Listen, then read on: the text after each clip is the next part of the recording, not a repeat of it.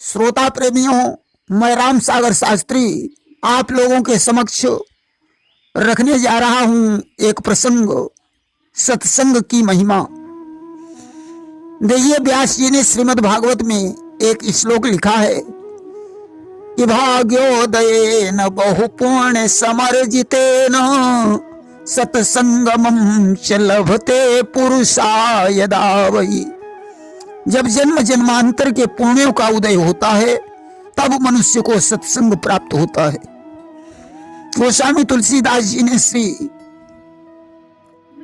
रामचरितमानस में लिखा है कि बिनु सत्संग विवेक न होई और राम कृपा बिनु सुलभ न सोई। बिना सत्संग के विवेक नहीं होता और बिना राम की कृपा के सत्संग प्राप्त नहीं होता। सजनों, एक बार की बात है, 7 चोर राजा की चोरी करके उधर से आ रहे थे और 7 सज्जन पुरुष सत्संग करके इधर से जा रहे थे। चोरों ने सत्संगियों को आते हुए देखा तो उन्होंने धन को वहीं छोड़ दिया और 7 चोर भाग गए। तब तक राजा के सिपाही वहां पहुंच गए। उन्होंने सत्संगियों को चोर समझकर पकड़ लिया। सत्संगियों ने सिपाहियों से बहुत कुछ कहा कि हम लोग चोर नहीं हैं, सत्संग करके आ रहे हैं, परंतु सिपाहियों ने उनकी एक भी बात नहीं सुनी। पकड़कर राजा के सामने उपस्थित किया और बोले, महाराज, यही 7 चोर हैं, इन्होंने ही आपकी चोरी की है। राजा ने उनका समस्त धन छीन लिया और सिपाहियों को आदेश दिया, इन्हें बंधन में जकड़कर कारागार में डाल दो और रात गुजरने के बाद फांसी पर लटका दो। आज तो 7 सत्संगियों को जेल में डाल दिया गया। अब तो सज्जन पुरुष विचार करने लगे कि हे विधाता, क्या तेरी अदालत में भी अन्याय होता है जो हम निर्दोषों को फांसी पर लटकना पड़ेगा। अब तो ब्रह्मा का सिंहासन हिल उठा।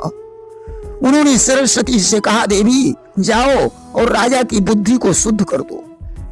आज सरस्वती ने पहुंचकर राजा की बुद्धि को शुद्ध कर दिया। अब तो ज्यों सवेरा हुआ, राजा ने सिपाहियों को आदेश दिया, जाओ उन 7 कैदियों को बंदी विमुक्त करके मेरे पास ले आओ। अब तो ज्यों सिपाही वहां पहुंचे, 7 सज्जन डर की वजह से कांपने लगे। विचार करते हैं कि राजा मन की बात को नहीं जानत है कोई, पहले तो बंदी भयो अब क्या जाने होए। अब क्या जाने होए, शीश तो नहीं कटेगा, फांसी लागे हाय प्राण अब नहीं बचेगा। चंचल कैसे सिद्ध होए अब अपनों काजा, विधि अब कौन हवाल करेगा मेरो राजा। राजा के हृदय की बात को कौन जान सकता है। पता नहीं आज वह हम लोगों का शीश काटेगा या फांसी पर लटका देगा। आज तो प्राणों का बचना बड़ा कठिन है। आज सिपाहियों ने हथकड़ी बेड़ियां खोलकर उन्हें आजाद कर दिया और राजा के सामने उपस्थित कर दिया। राजा ने कहा, हे महानुभावों, अगर तुम लोग चोर नहीं हो, सत्संग करके आए हो, तो हमारे एक एक प्रश्न का उत्तर दीजिए। मैं सभी से एक एक प्रश्न पूछूंगा। उन्होंने कहा, महाराज, हम लोग तैयार हैं, आप अपना प्रश्न पूछ सकते हैं, मैं यथोचित उत्तर दूंगा। राजा ने एक सज्जन पुरुष को बुलाया और पूछने लगा कि सब ठाड़े रहे उन फोरी डारी, मुझे इस प्रश्न का उत्तर चाहिए। उसने कहा, सुनो महाराज, यह बात उस समय की है जब पांचाल नरेश द्रुपद ने द्रौपदी का स्वयंवर किया था। कि एक समय पांचाल नरेश ने कीन स्वयंवर वीर हकारी, नाना देश के भूप जुरे तिन मीन टंगाई कियो प्रण भारी।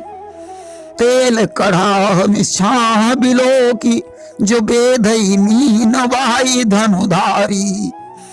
और खींची सरासन पार्थ उठे सब ठाड़े रहे उन फोरी डारी। राजा द्रुपद ने मछली को टंगाकर प्रतिज्ञा की थी कि जो वीर खौलते हुए तेल में मछली की परछाई देखकर उसकी बाईं आंख फोड़ देगा, उसी के साथ द्रौपदी का विवाह हो जाएगा। अर्जुन ने सभी को देखते देखते मछली की आंख फोड़ डाली। राजा ने कहा ठीक है, तुम जा सकते हो। अब दूसरे सज्जन को बुलाया और वही प्रश्न उससे किया। उसने कहा सुनो महाराज, यह बात उस समय की है जब भगवान राम ने फूलों को तोड़कर माता सीता का श्रृंगार किया था। कि चुनी फूल श्रृंगार कियो सिय को रघुवीर ने आपन हाथ संहारी।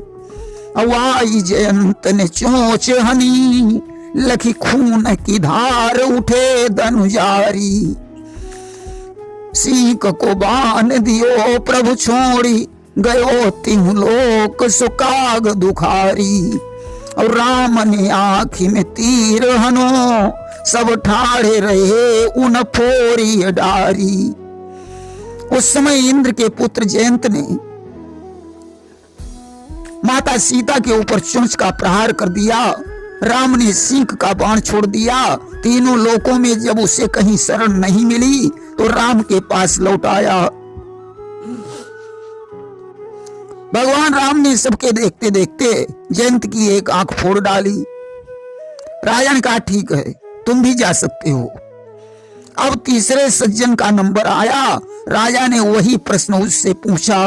उसने कहा सुनो महाराज, यह बात उस समय की है जब लंका पर विजय प्राप्त करके भगवान राम अयोध्या को वापस लौटे।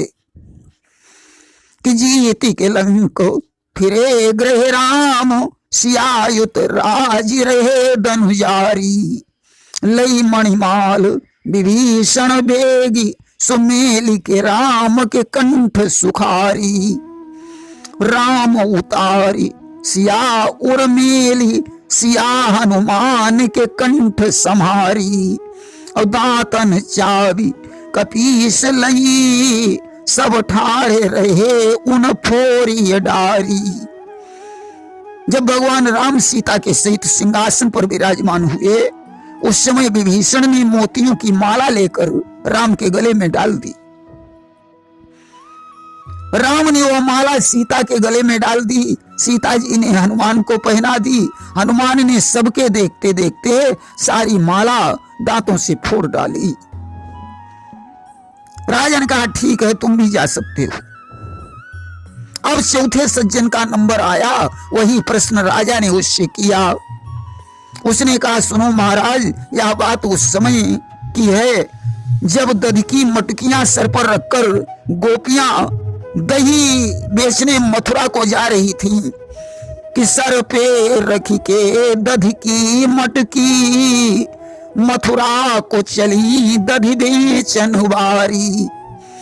और ग्वाल समेत लियो मग घेरी कहो प्रभु तेरी सुनी जा हमारी। माखन मोही दिए जा अली तिन नाही सुनी हरि देखी अबारी। मारो ढेल गिरी गगरी सब ठाड़े रहे उन फोरी डारी। भगवान कृष्ण ने ग्वाल वालों के सहित रास्ता रोककर कहा मुझे माखन का दान दीजिए। जब उन्होंने नहीं सुना तो कृष्ण ने ढेल मारकर सबकी मटकियां फोड़ डाली। राजा ने कहा ठीक है, तुम भी जा सकते हो। अब पांचवें सज्जन का नंबर आया। राजा ने वही प्रश्न उससे किया। उसने कहा सुनो महाराज, यह बात उस समय की है जब राजा सरियात अपने परिवार सहित महर्षि च्यवन के आश्रम पर पहुंचे। कि लई सरियात सबई परिवार गए च्यवन आश्रम को एक बारी। देवी सुकन्या बेगी चली बन की लखिवे शोभा सुखकारी। मृतिका ढेर लख्यो ते जाई प्रकाश में कंठ दिए दुई मारी।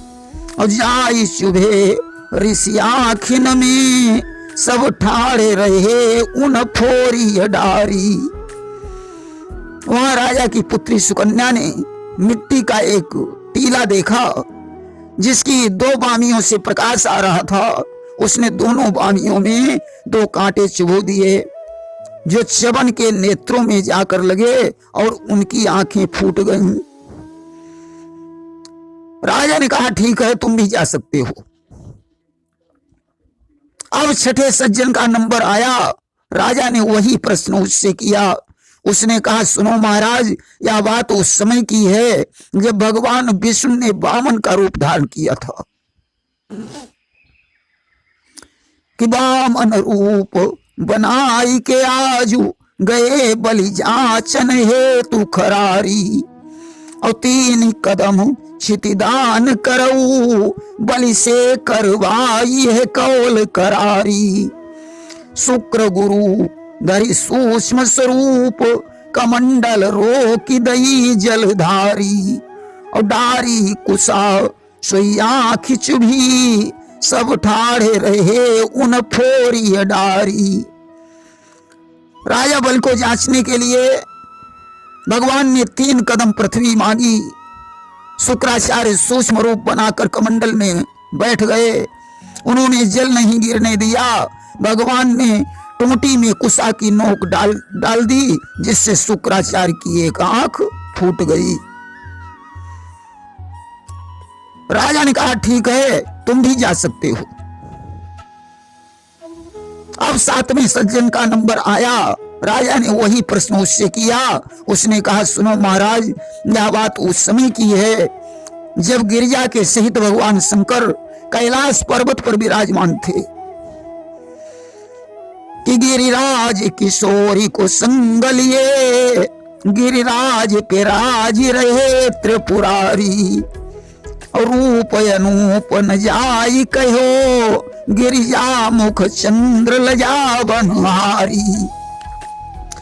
देखी कुबेर के भाव जम्यो यही नारी को आप बनावहु नारी, क्रोध की दृष्टि उमा ने लख्यो सब ठाड़े रहे उन फोरी डारी। उस समय कुबेर ने माता गिरिजा पर उदृष्टि का प्रयोग किया। अस्तु गिरिजा के क्रोध से उनकी एक आंख फूट गई। राजा ने कहा ठीक है, तुम भी जा सकते हो। इस प्रकार सज्जनों, आज 7 सज्जन मुक्त हो जाते हैं। प्रेम से बोलिए वृंदावन बिहारी लाल की जय।